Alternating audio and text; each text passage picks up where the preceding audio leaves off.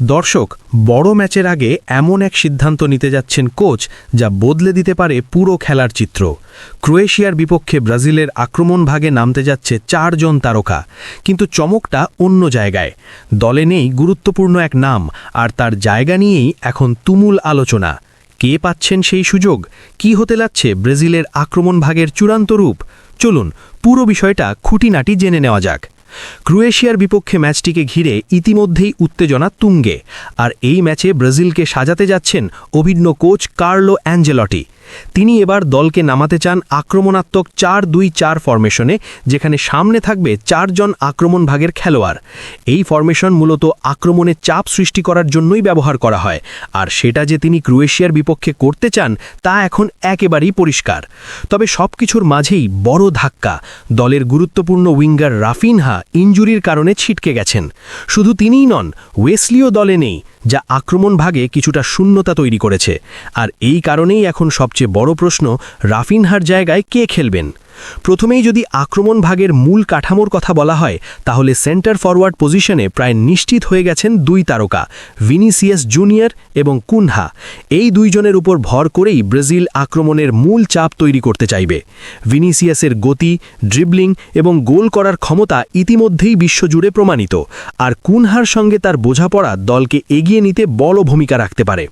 অন্যদিকে লেফট উইংয়ে জায়গা প্রায় নিশ্চিত গ্যাব্রিয়েল মার্টিনেলির জন্য। তার গতি, কাটিন এবং ক্রিয়েটিভিটি ব্রাজিলের আক্রমণকে আরও ধারালো করবে।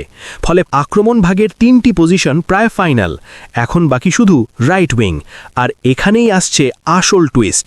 রাফিনহার অনুপস্থিতিতে এই পজিশনের জন্য দলে আছেন 3 জন সম্ভাবনাময় তারকা, লুইস হেনরিকে, এনরিক এবং রায়ান।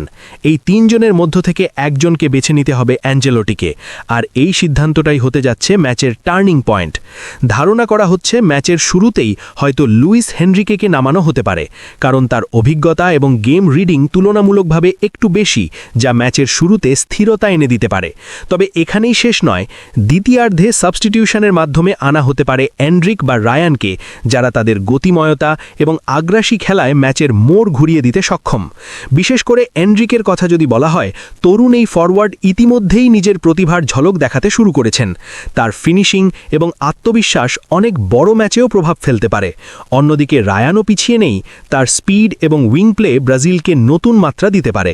সব মিলিয়ে অ্যাঞ্চেলটির হাতে এখন একাধিক অপশন, কিন্তু সঠিক সিদ্ধান্তটাই হবে সবচেয়ে গুরুত্বপূর্ণ, কারণ ক্রোয়েশিয়ার মতো শক্তিশালী দলের বিপক্ষে ছোট একটি ভুলও ম্যাচের ফল বদলে দিতে পারে।